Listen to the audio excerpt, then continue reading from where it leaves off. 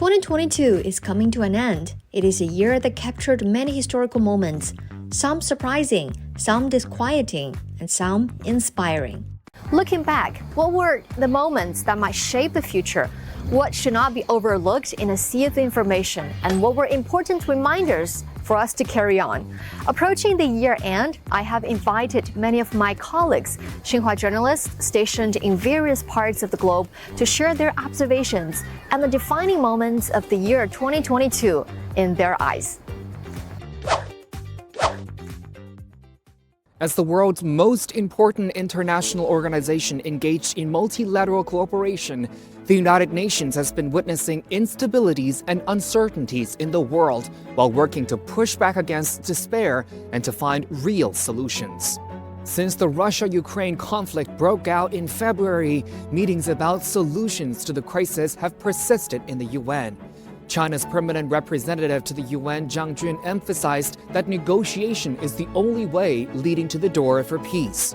He said China will continue to promote peace talks and play a constructive and responsible role in helping resolve the crisis in Ukraine.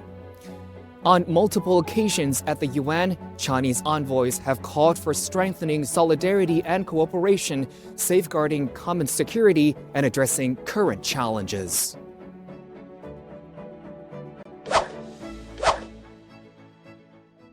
The UK had a dramatic 2022, losing its beloved Queen and having 3 prime ministers in 1 year. Perma-crisis, a word describing the feeling of living through a period of inflation and political instability, has been chosen as Collins Dictionary's Word of the Year for the UK. The year 2022 marks the 50th anniversary of the establishment of diplomatic relations at the ambassadorial level between China and several European countries, including the UK. In July 2022, the next China-EU high-level economic and trade dialogue was successfully held, and an important consensus was reached in many areas. 2022 has also witnessed frequent interactions between Chinese and the leaders in Europe.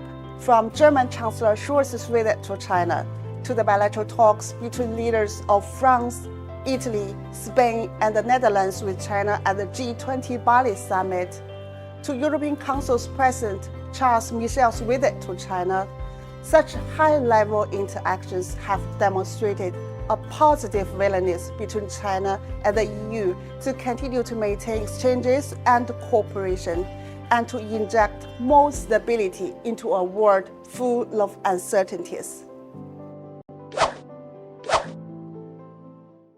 This year marks the 20th anniversary of the signing of the Charter of the Shanghai Cooperation Organization, the SCO.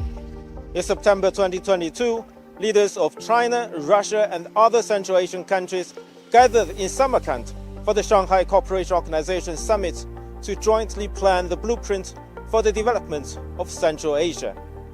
During this year's summit, the SCO expanded its membership successfully again. A memorandum on Iran's obligation to join the SCO was signed.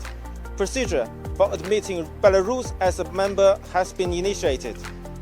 Egypt, Saudi Arabia, Qatar, Bahrain, Maldives, the UAE, Kuwait, and Myanmar were approved as new dialogue partners, further expanding the influence of the world's largest and most populous regional cooperation organization.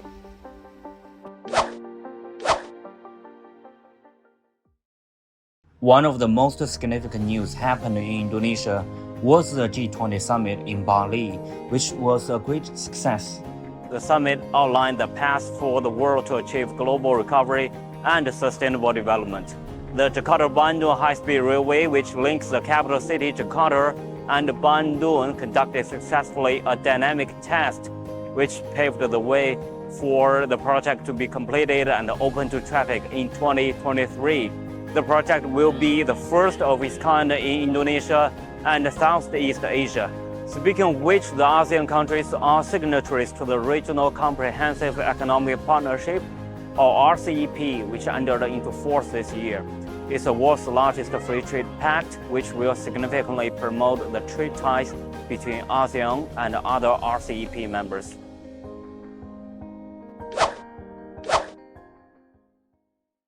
Looking back on the year 2022, Africa has proved to be resilient despite many challenges besetting the continent. This year, the Chinese-built Mombasa-Nairobi Railway in Kenya celebrated its 5th anniversary of commercial operations. Over the past 5 years, the Mombasa-Nairobi Railway has made outstanding contributions to mobility, cargo transportation, and skills transfer, accelerating the pace of modernization in Kenya. More African farm product is making its way to the Chinese people's dining tables. We also see Chinese tech firms helping to develop the digital economy in Africa. Furthermore, the flagship Chinese-aided African CDC new headquarters is about to be handed over to Africans, with a view to greatly boosting the continent's capacity in health management.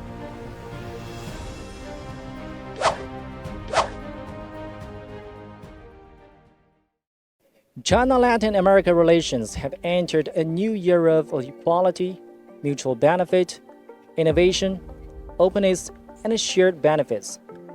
As the global economy faces a tightrope walk to recovery, the two-way trade between China and Latin America and the Caribbean has been growing. In the first 3 quarters of 2022, trade between China and Latin America and the Caribbean totaled about $373 billion, up 12.5% from the same period in 2021.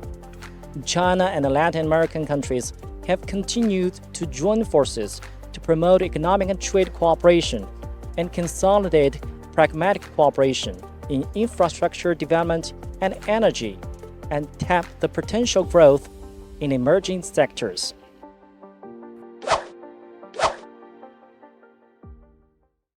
This is a construction site of the CBD project of Egypt's new administrative capital.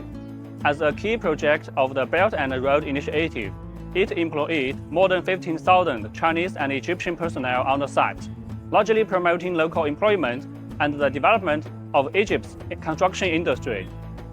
In 2022, the first China-Arab States Summit and the China Gulf Cooperation Council (GCC) Summit were both held in Saudi Arabia, ushering in a new era of all-round and in-depth development of relations between China and Arab states, between China and the GCC.